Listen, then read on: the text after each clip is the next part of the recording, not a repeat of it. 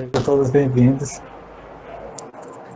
à nossa noite, ao nosso final, início de semana, né, com a nossa mensagem, com a nossa conversa semanal. Hoje o nosso convidado é o nosso querido amigo, nosso querido irmão, o Heitor. Ele vai trazer um tema, fazer o bem sem ostentação.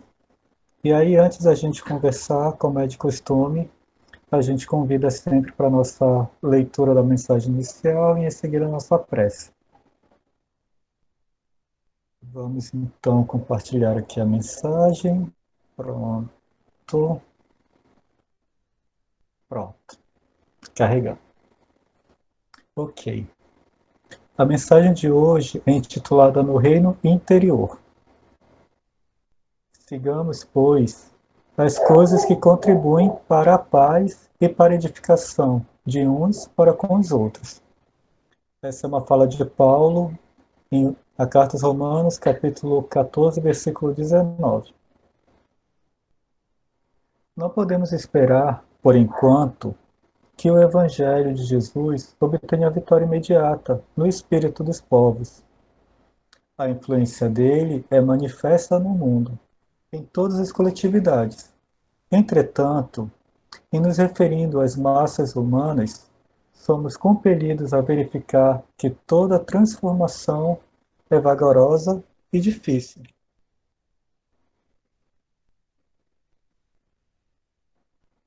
Não acontece o mesmo, porém, na esfera particular do discípulo. Cada espírito possui o seu reino de sentimentos e raciocínios, ações e reações, possibilidades e tendências, pensamentos e criações. Nesse plano, o ensino evangélico pode exteriorizar-se em obras imediatas. Bastará ao aprendiz se afeiçoe ao mestre. Enquanto o trabalhador expia questões do mundo externo, o serviço estará perturbado. De igual maneira, se o discípulo não atende às diretrizes que servem à paz edificante, no lugar onde permanece, e se não aproveita os recursos em mão para concretizar a verdadeira fraternidade, seu reino interno estará dividido e atormentado, sob tormenta forte. Não nos entreguemos, portanto, ao desequilíbrio de forças em homenagens ao mal, através de comentários alusivos à deficiência de muitos dos nossos irmãos, cujo barco ainda não aportou à praia justa do entendimento. O caminho é infinito e o Pai vela por todos. Auxiliemos e edifiquemos. Se és discípulo do Senhor, aproveita a oportunidade na construção do bem. Semeando paz, colherás harmonia. Santificando as horas com Cristo, jamais conhecerás o desamparo. Mensagem de Emmanuel, no livro Vinha de Luz, Psicografia de Chico Xavier. Então, nesse momento, a gente convida a todos para a nossa prece, que juntos possamos fechar nossos olhos para orarmos, nos dirigindo ao nosso querido amigo Jesus, falando, Senhor, da nossa alegria de estarmos reunidos a Ele neste momento, de conversarmos mais uma vez sobre as suas lições para o nosso dia a dia, tendo em mente as lições que Ele nos traz, os exemplos que Ele nos deixou, as oportunidades que encontramos na encarnação atual. Querido amigo Jesus, que possamos buscar as tuas lições, edificando dentro de nós o reino de Deus, consolidando assim a paz, a harmonia, a serenidade. E como nos diz a música, que o nosso coração não se cale, que possamos ouvi-lo, nos dirigindo sempre a direção do Mestre. Abençoa, Senhor, a noite de hoje, que possamos refletir na mensagem e ter um descanso tranquilo. E, ao iniciarmos nossa semana, possamos levar essas energias para o nosso dia a dia. Obrigado, que assim seja. Bom, então, Heitor, Olá, estamos prontos. Fique à tudo vontade. bem? Tudo Muito bom. obrigado. Boa noite, tudo jóia? Boa noite a todos. Com muita alegria aí, mais uma vez, participando como palestrante no céu. Para mim é uma responsabilidade grande, uma alegria muito grande. Deixa eu preparar a apresentação aqui, começar. Então, gente, o tema que o Regis passou foi um tema que me deixou feliz, né? Eu tinha pedido para ele uma nova palestra, para poder apresentar um trabalho melhor do que do último. E ele acabou me passando um tema que, para mim, serviu demais. Sempre assim, né? Sempre serve muito para o palestrante, todos os temas de palestra. Mas não saiba a vossa mão esquerda, o que dê a vossa mão direita, foi para mim, assim, veio no momento certo. Era uma coisa que eu precisava ler de novo. Cheguei a brincar com o Regis, que a gente fala que às vezes a carapuça serve até o pé, né? Olha, para essa passagem, faltou o Heitor para tanta carapuça. A carapuça passou do pé, botou para lá, e de tanto que a mensagem veio me dar lições, né? O estudo dela, como é que me trouxe entendimento. Então, é o capítulo 13, o Evangelho segundo o Espiritismo, não saiba a vossa mão esquerda o que dê a vossa mão direita. Então, ela começa sempre com versículos da Bíblia, né? E eu faço questão sempre de trazer duas passagens de Mateus, uma no capítulo 6, outra no capítulo 8. A primeira falando diretamente do título do capítulo 13. Tá? Então, fazer o bem sem ostentação. É um capítulo grande, de 20 passagens, e Regis deixou comigo aí de 1 a 3, ainda bem, porque o capítulo é enorme. Né? Tende cuidado em não praticar as boas obras diante dos homens, para serem vistas, pois, do contrário, não recebereis recompensa de vosso Pai que está nos céus. Assim, quando derdes esmola, não façais tocar a trombeta diante de vós, como fazem os hipócritas nas sinagogas e nas ruas, para serem louvados pelos homens. Digo-vos, em verdade, que eles já receberam sua recompensa. Quando derdes esmola, não saiba a vossa mão esquerda o que faz a vossa mão direita, a fim de que a esmola fique em segredo, e vosso Pai, que vê o que se passa em segredo, vos recompensará. Já aí, já desde o primeiro, da primeira leitura do capítulo, já comecei a perceber o quanto esse capítulo serviria para mim. Né? Realmente, a não ostentar diante de realização de qualquer bem, né, do próximo. Mas há uma segunda passagem ainda dentro do capítulo 13, que é dentro de Mateus 8. Tendo Jesus descido do monte, grande multidão o seguiu. Ao mesmo tempo, um leproso que veio ao seu encontro o adorou, dizendo: Senhor, se quiseres, poderá curar-me. Jesus, estendendo a mão, o tocou e disse: Quero, fica curado. No mesmo instante, desapareceu a lepra.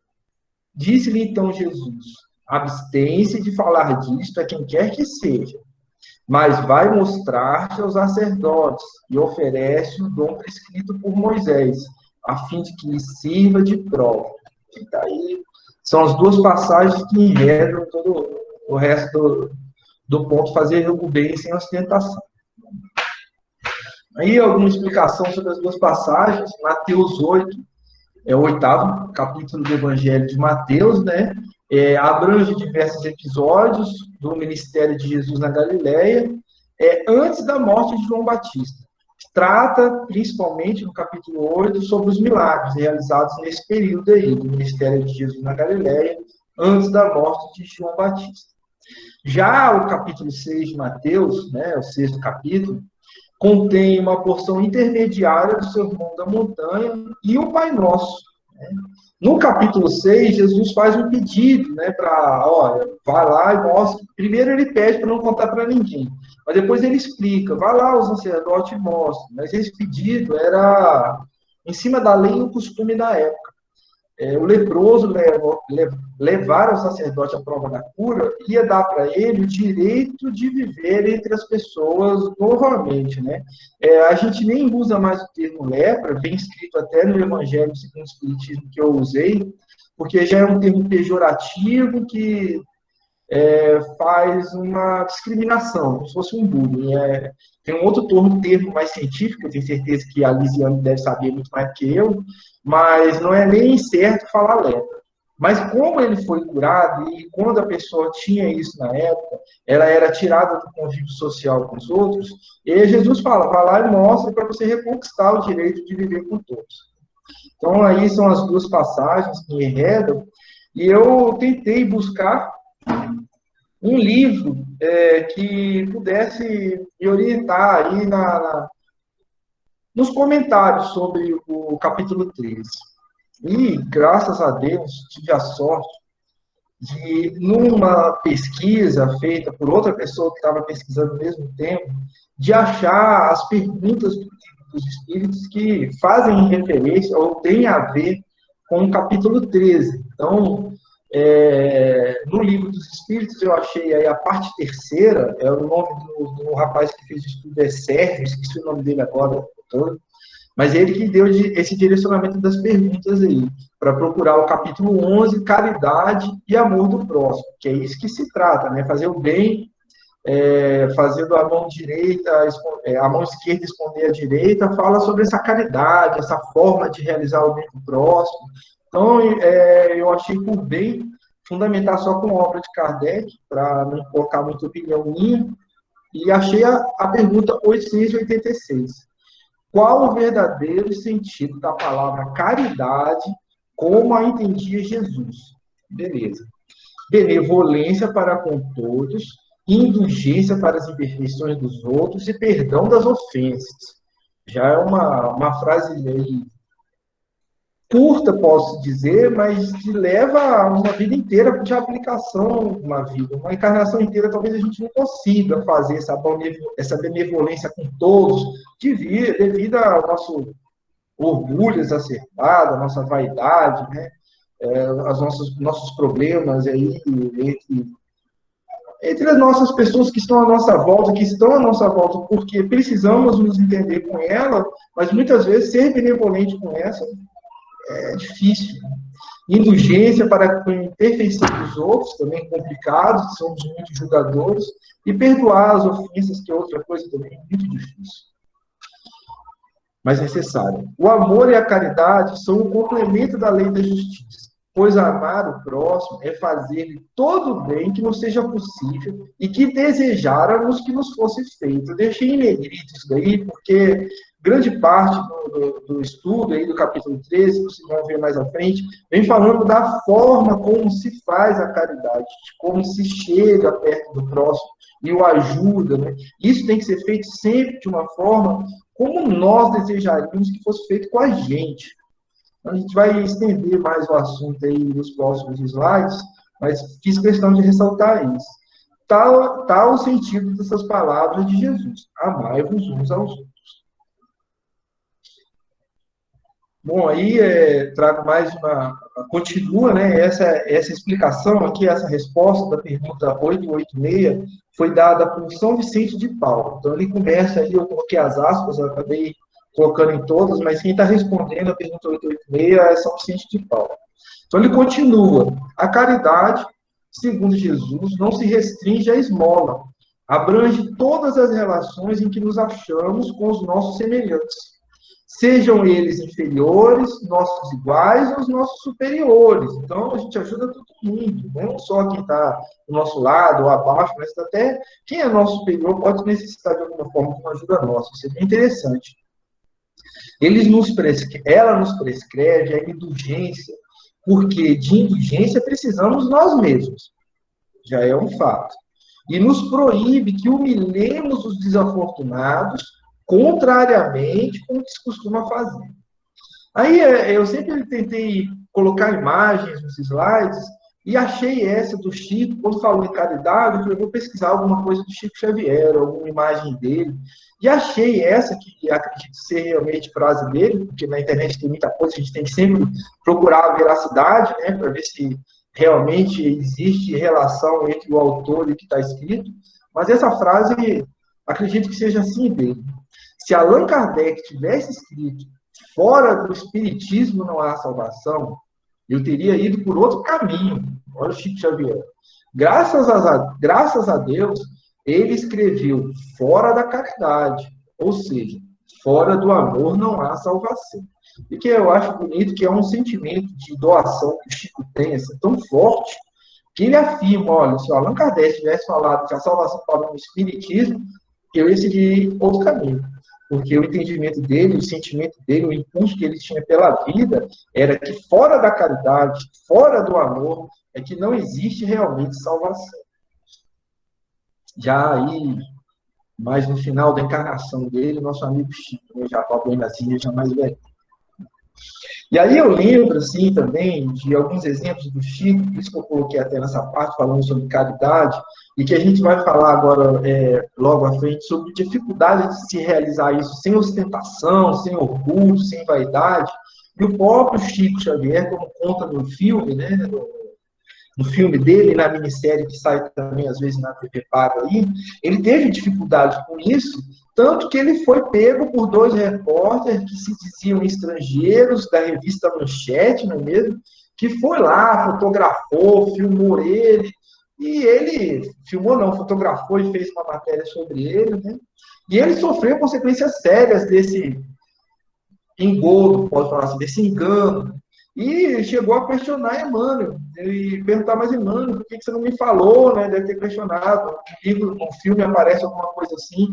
E Emmanuel alerta Chico, fala, mas tirando os exageros, Chico, Emmanuel falando para ele, você não acha que há muita verdade no que ele escreveu?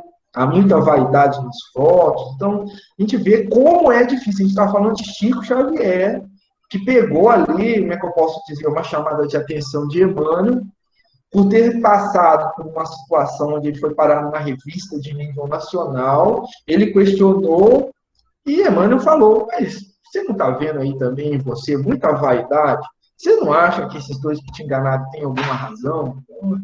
É uma luta assim, eu trago o conceito, mas exemplo em mim de dificuldade, eu acabo passando que a dificuldade não é só minha, é de todos, o próprio Chico tinha dificuldade de lidar com isso. O que a gente não pode fazer é se entregar, é deixar de lutar contra esse orgulho, contra essa vaidade, ou esquecer que fazer o bem tem, segundo a nossa doutrina espírita, um caminho. A gente precisa seguir ali umas determinações, vindo Allan Kardec e a vida de Jesus. Bom, aqui continua ainda São Vicente de Paulo respondendo à pergunta, né? Apresente-se uma pessoa rica e todas as atenções e deferências lhe são dispensadas. Sem precisa nem exemplificar, porque é uma coisa mais comum hoje nesse mundo, né? Se a pessoa, a gente não sabe nem a origem do dinheiro dela, mas se ela chega num carrão bem apresentada, com roupa boa, e começa todo mundo a agradar a criatura, perguntar o que ela quer, mas se for pobre, toda a gente como que entende que não precisa se preocupar com ela. Então, se for um pobre, no máximo, se estiver com fome, dá um copo d'água, né? Uma comida, se estiver com sede, dá um copo d'água, mas ela não recebe a atenção e as deferências que são dispensadas à pessoa rica.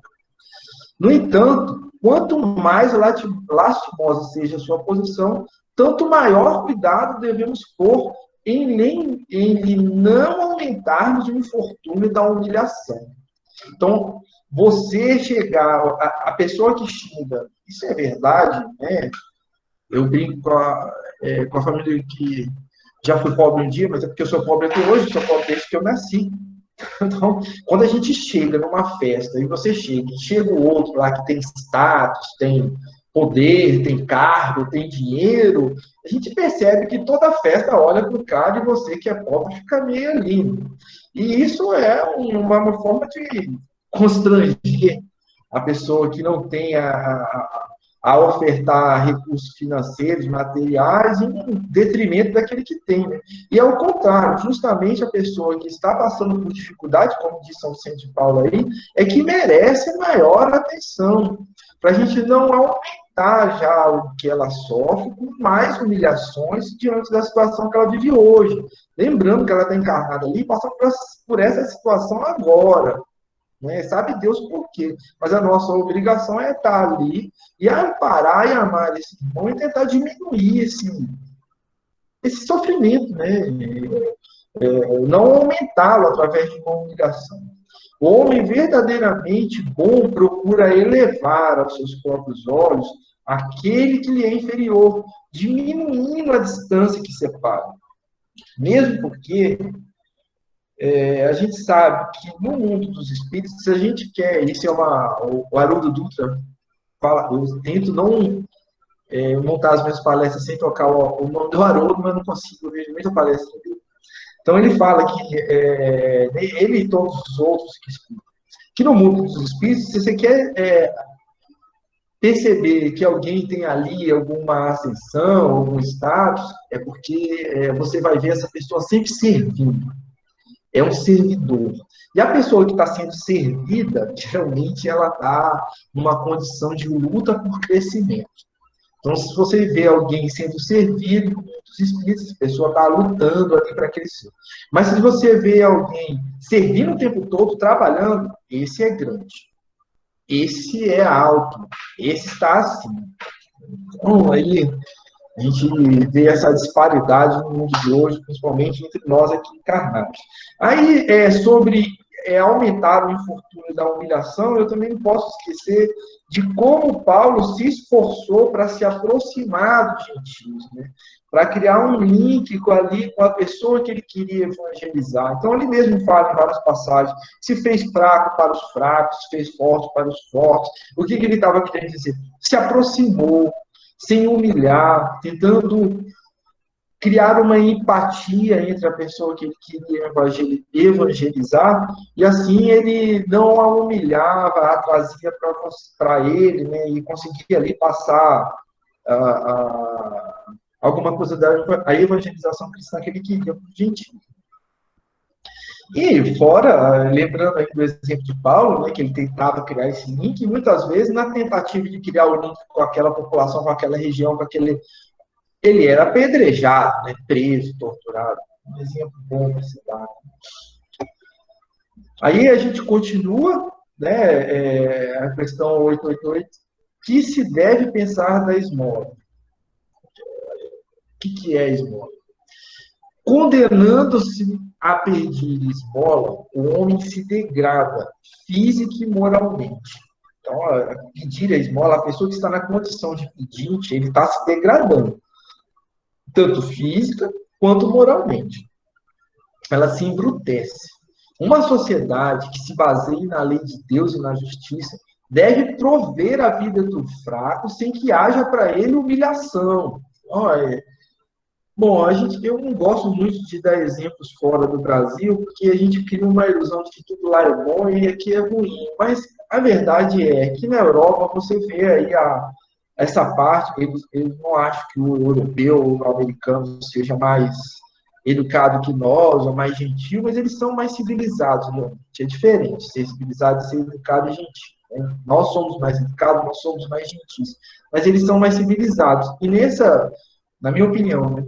Nessa busca por civilização, eles conseguem fazer mais, não vou chamar de, não sei se seria o nome caridade, mas o Estado lá consegue chegar mais perto desse fraco e ajudá-lo de forma menos humilhante do que nós fazemos aqui. Deve assegurar a existência dos que não podem trabalhar sem lhe deixar a vida a mercê do acaso e da boa vontade de alguém.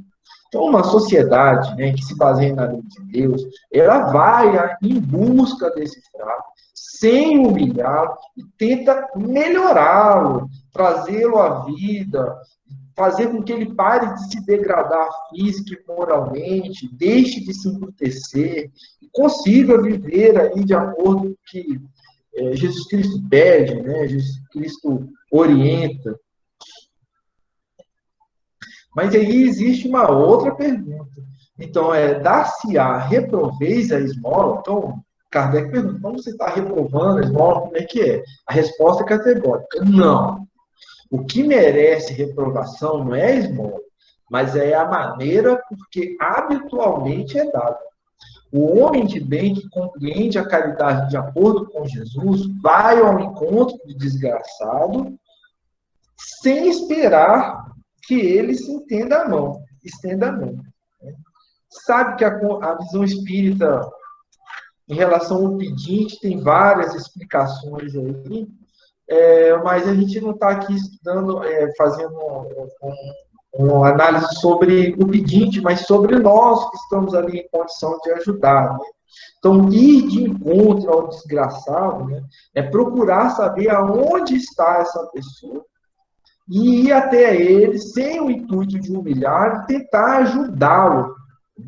Essa esmola que é dada hoje, sim, é difícil generalizar, porque tem tanta gente fazendo caridade, a gente fala às vezes que hoje é dado esmola de maneira errada, parece que o mundo todo está errado na maneira de fazer caridade, e a gente sabe que existe sim hoje pessoas que fazem caridade próximo do que Jesus pedia, mas ainda é feita muita caridade, muita esmola dada, sem os conceitos cristãos. Sempre tentando humilhar, dando o que sobra, sem ir ao encontro do desgraçado. A gente vai ver aí no próximo slide que às vezes a gente faz a caridade por desconforto. É tão ruim ver a pessoa que você vai e joga alguma coisa ali, mas o que você quer é que aquela cena desapareça da sua vida, que você não veja mais alguém ali pedindo esmola, e assim nós fizemos durante muitos anos, não só no Brasil, mas em muitos lugares, o pobre, o miserável, aquele que estava na cidade e estava pedindo, estava numa condição muito ruim, e veio, a ajuda que o governo dava era colocar ele numa periferia bem longe, quer dizer, para ninguém ver, né? Longe dos cartões postais, longe dos lugares dos turistas, aonde não incomodasse, tipo, as pessoas que estão ali, né, trabalhando, ditas normais, e isso não acontecia. A verdadeira caridade é sempre bondosa, benévola, está tanto no ato como na maneira por que é praticado. Então, a doutrina espírita ela se preocupa muito com o modo de fazer isso. Não é só com o fim, mas como é feito, por que é feito, qual o sentimento que levou a praticar. Né? Então, está tanto no ato como na maneira que é praticado. Duplo valor tem um serviço prestado com delicadeza, com amor. Bom, eu tento fazer isso quando tento ajudar, tento participar de um jeito que eu me aproxime das pessoas que estão sendo ajudadas, em que eu fique amigo. Às vezes eu não consigo, porque a gente tem um jeito mais atrapalhado, mas é sempre aí tentar prestar o serviço com delicadeza, com amor. Né? Se o for com altivez, pode ser que a necessidade obrigue quem o recebe a aceitá-lo, mas seu coração poucos comoverá. Então, dependendo de como você faz a caridade, a pessoa que está do outro lado recebendo o auxílio, ele aceita, mas ele aceita porque ele não tem outra opção, ou porque ele é obrigado a aceitar de alguma forma, mas a ajuda vem com uma força desproporcional, dizendo palavras que não fazem com que a pessoa que está sendo ajudada se sinta bem. É uma ajuda que dá, que humilha, que pisa, que incomoda. Isso não é certo, não é assim que Jesus nos orientou. Essa doação deve ser feita com amor. Foi assim que ele fez. Assim que todos os apóstolos dados, todas as pessoas que estudam o cristianismo tentam fazer, imitando a Jesus. Né? Essa foto eu achei muito legal, gente. Muito legal, porque nós temos aí as redes sociais dizendo para o mundo quem nós não somos. Porque a gente cria um personagem, né? Um fake, para ficar no Facebook, no Instagram. Eu não tenho mais. Não estou dizendo que é certo, é errado, eu não tenho mais Facebook, não tenho mais Instagram, mas a gente via assim que é uma necessidade de uma carência coletiva, de uma atenção, de uma pressão social para a pessoa ser sempre inteligente, bem-sucedida, rica, bacana. E a gente acaba, eu também, né? Nós acabamos fazendo caridade desse jeito com essa imagem está mostrando aí. Olha a selfiezinha aí, ó. Isso vai direto para o Instagram, para o Face, né? Até para o LinkedIn para conseguir bom emprego, porque os recrutadores nos orientam, orienta aqui, faz coach de RH e tal, a Rebeca faz, mas ó, você coloque no seu LinkedIn que você faz atividades sociais, coloque no seu currículo que você presta. Nunca tive coragem, já me orientaram várias vezes, mas sempre coloca, parece que é uma pressão social para você ser uma coisa que às vezes você nem é. E ostentar uma caridade tira todo o seu mérito, né? Eu achei a foto fantástica. Assim. Lembrai-vos também de que, aos olhos de Deus, a ostentação tira o mérito do benefício. Disse Jesus: ignore a vossa mão esquerda o que a direita der. Por essa forma, ele vos ensinou a não tisnardes a caridade com orgulho. Deve-se distribuir a esmola propriamente dita. Bom, ajudar alguém e não se sentir vaidoso nem orgulhoso por isso é uma luta. É difícil, eu às vezes, quando por algum motivo eu consigo fazer algum tipo de ajuda e a pessoa não me agradeceu, até se eu não tenho intimidade, eu saio fora, vou andando de lado assim, só falo rapidinho, tá bom, não tem problema não, não fiz nada não. Se é alguém já da doutrina espírita que eu conheço, eu explico com verdade, eu falo, não fica me elogiando não.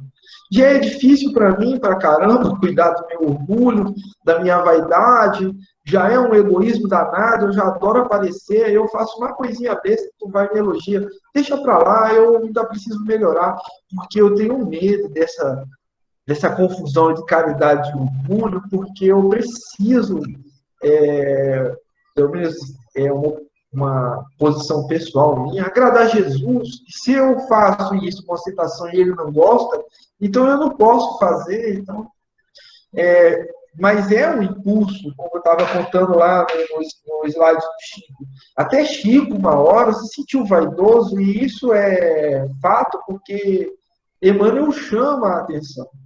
E fala com ele que aqueles 12 repórteres da revista Cruzeiro só aproveitaram uma vaidade que já estava ali nele. E, gente, era Chico Xavier. Agora, a gente imagina o pobre do Heitor Augusto aqui. Né? Então, eu tento realmente evitar e entendo que existe uma pressão, uma carência coletiva, uma coisa que os psicólogos aí já é a área lá do roçando cringe, né? Que dá algumas explicações sobre isso daí, mas realmente é uma coisa que a gente tem que tomar cuidado, talvez eu tento tomar muito cuidado para não misturar aí, para na hora de fazer alguma boa ação, não deixar o meu orgulho crescer, a minha vaidade ficar lá em cima. Então, nem sempre o mais necessitado é o que pede. O temor de uma humilhação detém o verdadeiro pobre, que muitas vezes sofre sem se queixar. Esse é que o homem verdadeiro humano sabe procurar, sem ostentação. Então, essa nossa necessidade de aparecer através de ajuda, de caridade, ou às vezes até a forma com que a gente naturalmente ajuda, faz com que o necessitado desculpa, não chegue perto. Ele não procura ajuda, porque ele sabe que quando ele pedir ajuda, ele vai ser metralhado com um monte de piadinhas, brincadeiras, formas de se fazer valer da ajuda para pisar, espizinhar, ou para simplesmente se mostrar melhor. Então, a gente tem que procurar entender aí qual é a necessidade e ir de encontro, porque realmente o necessitado, às vezes, ele está tão imerso no problema, com tanto medo, a praxe é de sempre receber ajuda junto com um grauzinho de humilhação, que ele se cala e não vai à frente com o processo de ajuda, porque ele tem medo. Ele tem medo de sofrer uma humilhação e isso deixa ele numa situação pior do que antes. Então, aí, ó, amai-vos uns aos outros. Eis toda a lei. Lei divina, mediante a qual governa Deus os mundos. O amor é a lei de atração para os seres vivos e organizados. A atração é a lei de amor para a matéria inorgânica. Não esqueçais nunca que o espírito, qualquer que seja o grau do seu adiantamento, sua situação como encarnado ou na erraticidade, está sempre colocado entre o superior que o guia e aperfeiçoa e o inferior, que ele tem que cumprir os mesmos deveres.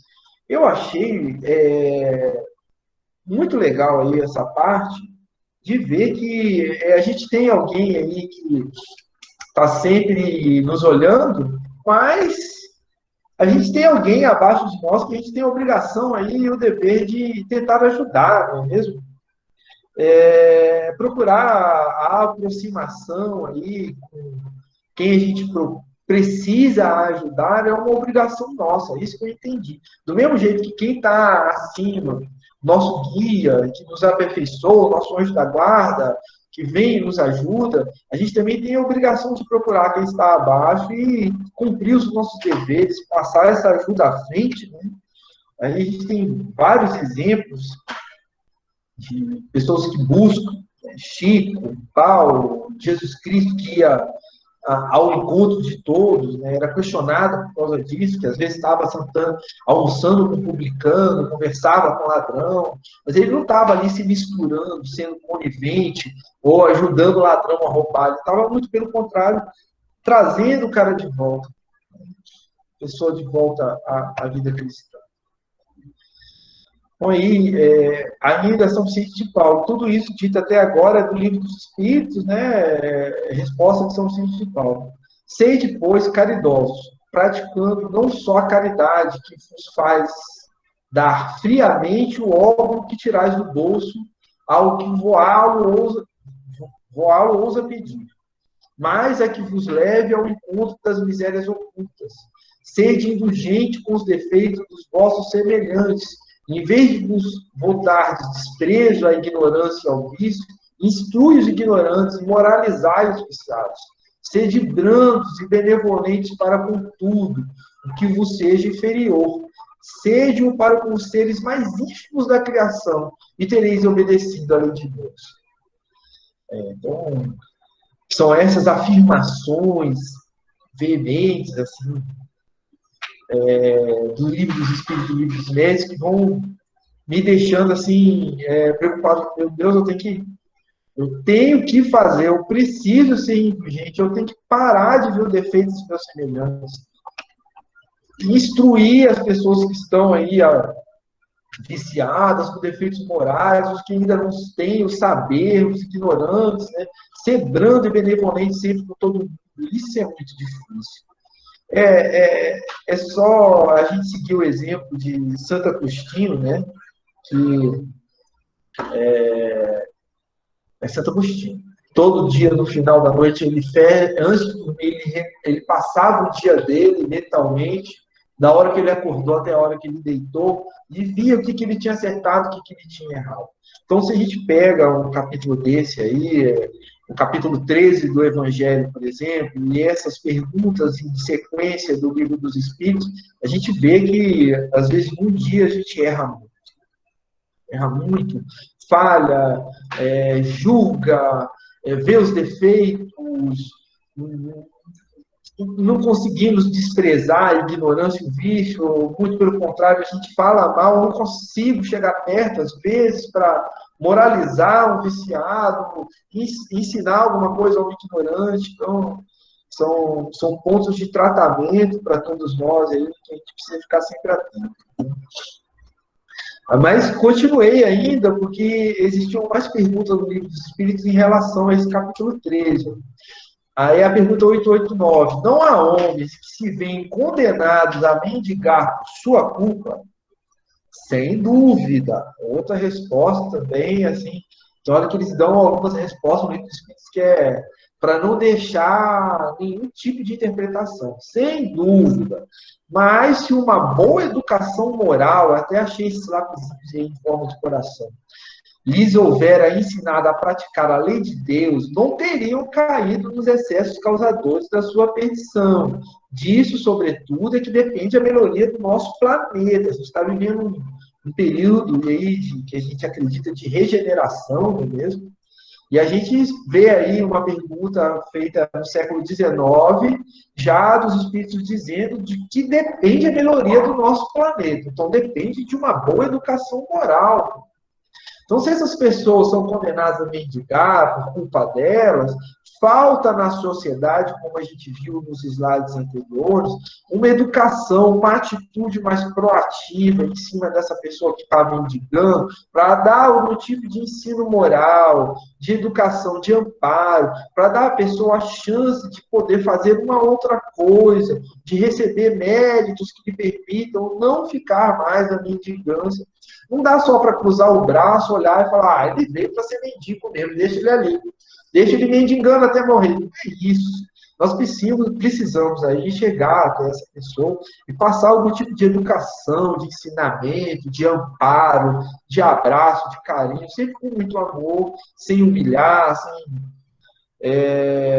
fazer da situação da pessoa que está na mendicância pior através do nosso mal proceder.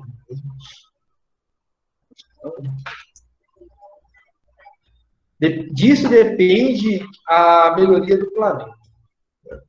Aí a gente peguei aí o amigo que me deu a possibilidade aí o insight de ir no Livro dos Espíritos e procurar as perguntas, também deu uma sequência aí de explicações em slides sobre caridade, e eu trouxe para nós aí exemplificarmos um pouco do que foi dito até agora. Allan Kardec, você já está até respondido em cima, mas eu trouxe de novo, tá? O amor e a caridade são o complemento da lei da justiça. Porque amar ao próximo é fazer-lhe todo o bem possível que desejaríamos que nos fosse feito. Então, tal é o sentido da palavra de Jesus. Amai-vos uns aos outros.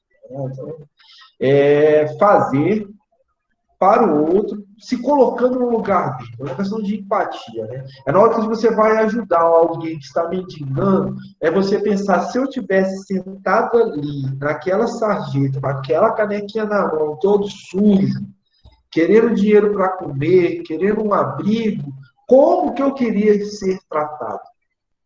Será que eu queria que alguém chegasse com todo rude, bruto, questionando o que eu faço ali, ou me dando comida, ou eu queria chegar perto com carinho, com um abraço, né? No filme do Divaldo, tem uma hora que ele sai com um amigo dele, que ele conhece, quem viu o filme vai lembrar, não estou lembrando o nome do cara agora. Mas é o rapaz que ele conhece dando aula e que fica trabalhando com ele na Mansão do Caminho até desencarnar. E tem uma cena do filme do Divaldo que eles saem para dar na Bahia, lá em Salvador, né? Pão para o pessoal que fica nas igrejas ali, dorme no relento e tal. E teve um que responde para o Divaldo, então você está me dando a sua sogra? Fica aqui com as minhas. E pelo que eu entendi do filme, ele pega um pinico com as fezes dele, com os restos dele, e joga no Divaldo. Quando faz isso, um amigo dele, que era aquele lá, que eu esqueci o nome, infelizmente, também podia ter anotado o nome do cara, eu lembrei de falar dele, mas esqueci de anotar o nome dele. Vai para cima do mendigo e quer brigar. Como é que você faz isso? Você tá doido? Divaldo repreende, pede calma, vira para o mendigo e fala, não tem problema não, pode deixar que toda semana eu estou aqui. Você não quer hoje, eu vou pegar o seu e dar para outro. Mas toda semana eu estou aqui. Quando você quiser, você me avisa que eu venho aqui e te dou. E Divaldo explica que entregar a caridade, fazer o bem, quando está tudo favorável, tudo está fácil, você está com dinheiro de sobra, tempo de sobra, gente para ajudar, aquele pessoal que vai ser ajudado está ali rindo, feliz, E isso não é sempre assim. Às vezes nós vamos fazer a caridade debaixo de muita dificuldade. E a pessoa que vai receber o auxílio também não está muito boa da vida dela, não, e com razão, afinal está passando dificuldade. A nossa obrigação é chegar e tentar ajudar da melhor maneira possível, fazer isso com o coração, em nome de Jesus, né? Então a gente vê aí que mesmo entre as pessoas, eu falo grandes e grandes em relação a mim, tá? Esses grandes que fizeram aí muito pelo próximo, eles tiveram ali as suas dificuldades, lutaram contra eles mesmos, lutaram contra muitas coisas, mas conseguiram ficar firmes no ensinamento de Jesus. Então, aí, ainda desse irmão Sérgio, aí, que é um divulgador também da doutrina espírita, tem muita coisa dele, ele continua. A doação de recursos financeiros é uma ação meritória. Contudo, para evitar a introdução do orgulho e da presunção, reflitamos com Thomas A. Kempis. Achei mó barato esse Thomas A. Kempis, depois eu coloco um slide explicando quem é ele, tá? Mas na hora de doar dinheiro, então, a intromissão do orgulho e da presunção é forte em nós.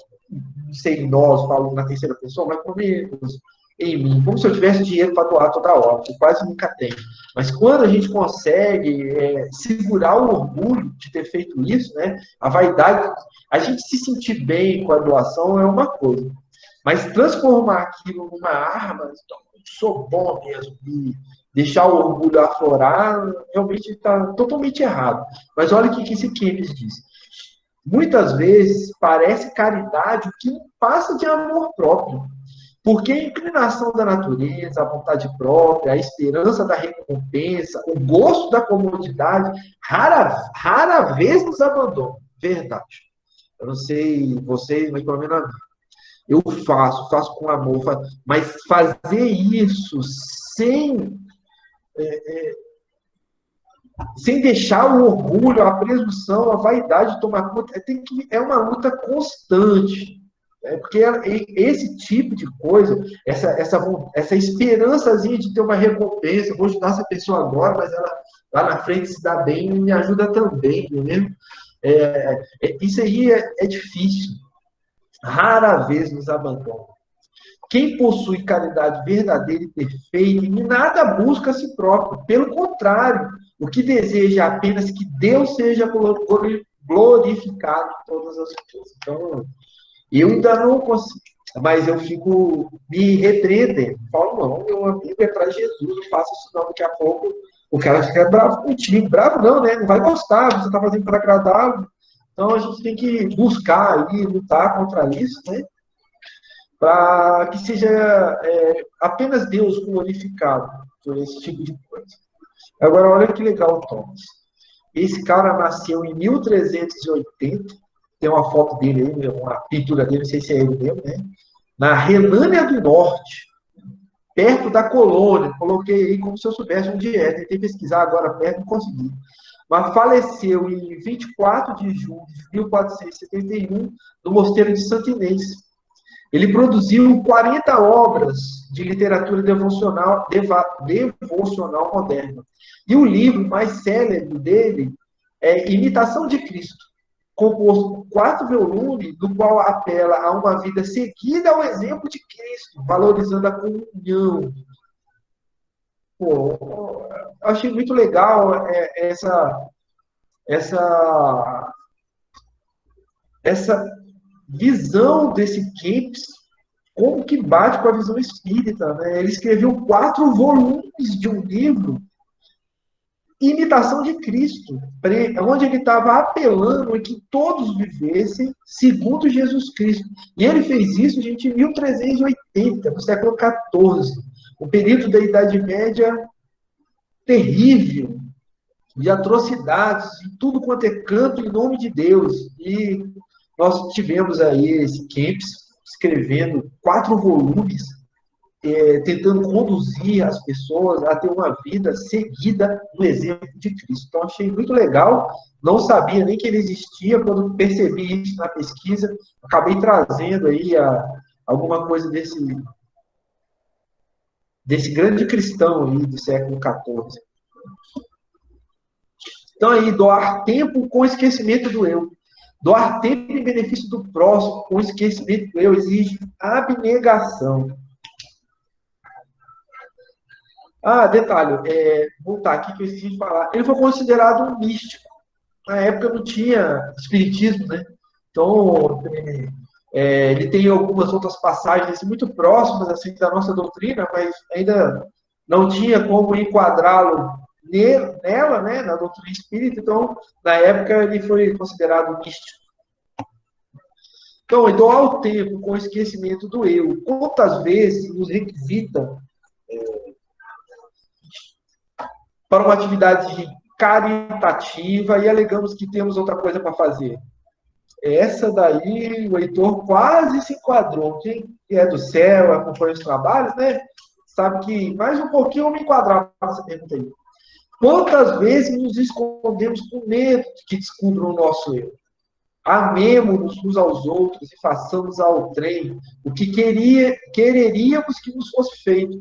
Eis o fundamento de toda religião, de toda moral. Aí, sobre essa dificuldade aí para realizar a atividade caritativa, o que eu, em mim, funciona? Eu criar o hábito, a disciplina. Sinto uma falta do céu de manhã. Por mais que eu chegue atrasado, né?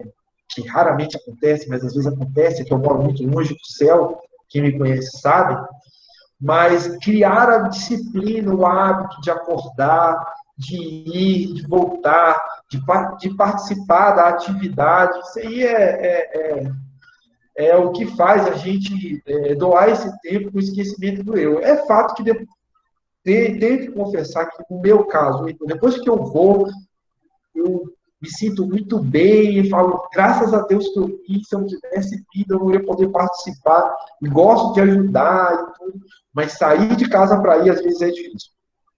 Ainda mais, o céu é perto da minha casa, mas se não fosse.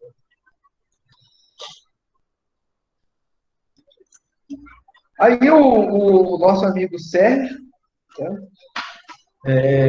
fala sobre o sacrifício total da liberdade humana em relação, detrimento à caridade. A verdadeira caridade implica o sacrifício total da liberdade humana. É porque eu já estava no final do slide e, como eu controlo um pouco o tempo, eu sabia que já estava precisando terminar por aqui, mas me deu vontade de colocar mais algumas coisas sobre esse sacrifício total da liberdade humana. É o sacrifício de uma indolência, de uma má recepção, de uma reprimenda. Há um grande mérito em saber calar para deixar falar o mais tolo. Saber ser surdo quando uma palavra de zombaria escapa da boca escarnecedora.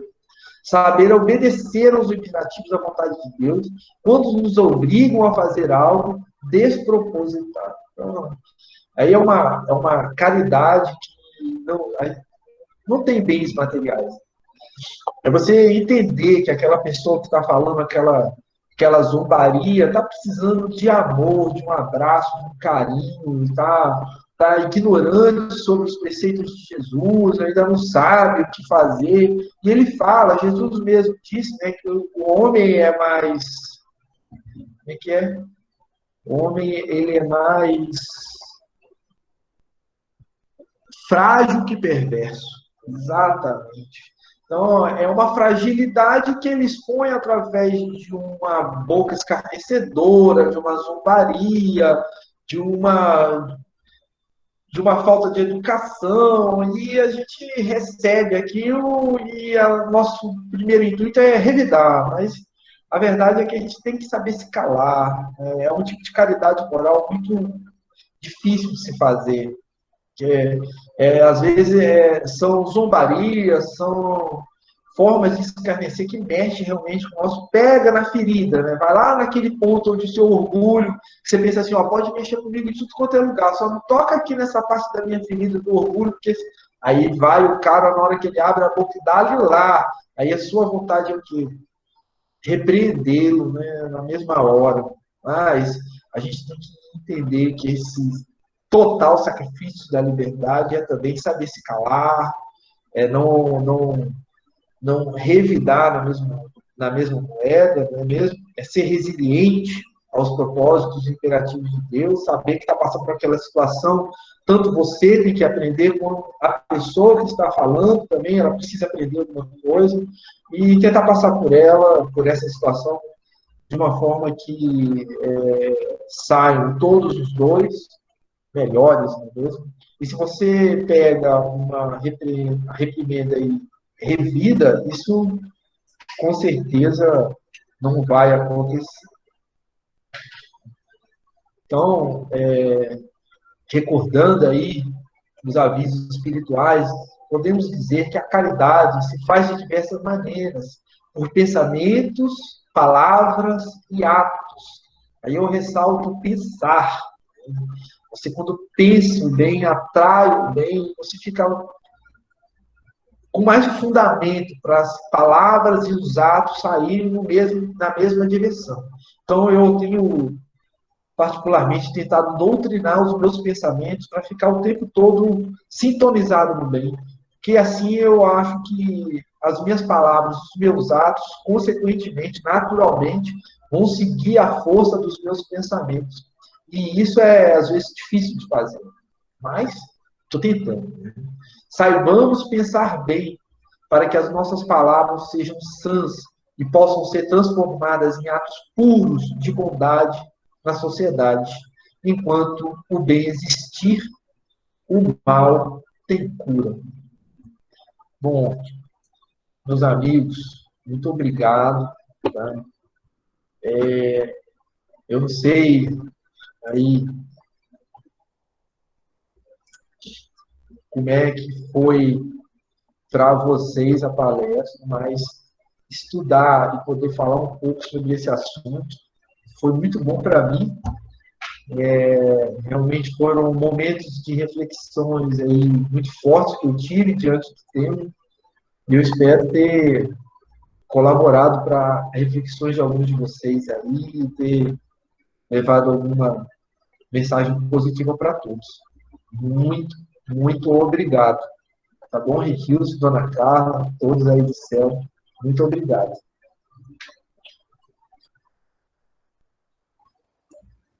A gente agradece, Heitor, pela disponibilidade, pela colaboração e pelas reflexões que foram trazidas.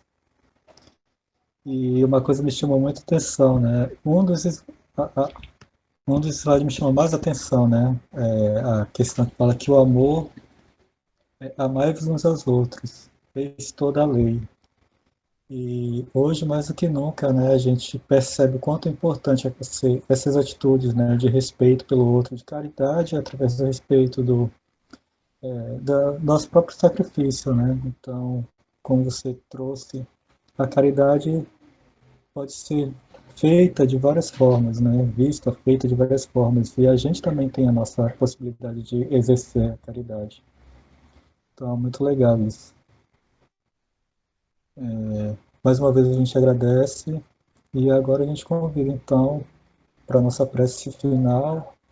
E antes a gente também convida já para o próximo domingo, para a próxima semana, né? Para estarmos juntos mais uma vez. Então vamos à nossa prece. Juntos, mais uma vez, fechando nossos olhos,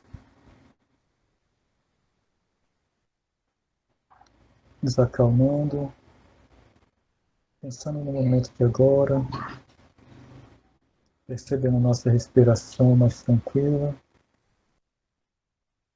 E essa sensação, esse sentimento possa se espalhar por todo o nosso corpo, por todo o ambiente que nos encontramos, por todos aqueles que se encontram em nossos pensamentos, em nossos corações, mas também possamos aproveitar esse envolvimento, essa vinculação de cada um de nós e espalhar essa energia, esse bem-querer para todo o Brasil, para todas as pessoas que se encontram hospitalizadas, para todas as pessoas que se sentem, de algum modo, desamparadas, querem auxílio e rogam pela bondade do Cristo, pela bondade do Pai. Abençoa, Senhor, a cada uma delas. Se o que podemos oferecer nesse momento são os nossos pensamentos, é a nossa oração, que ela possa ser o que de melhor possuímos dentro de nós. Abençoa todos nós, Senhor, que nossa semana seja sempre em Tua companhia. Obrigado mais uma vez, sei conosco, hoje e sempre, que assim seja.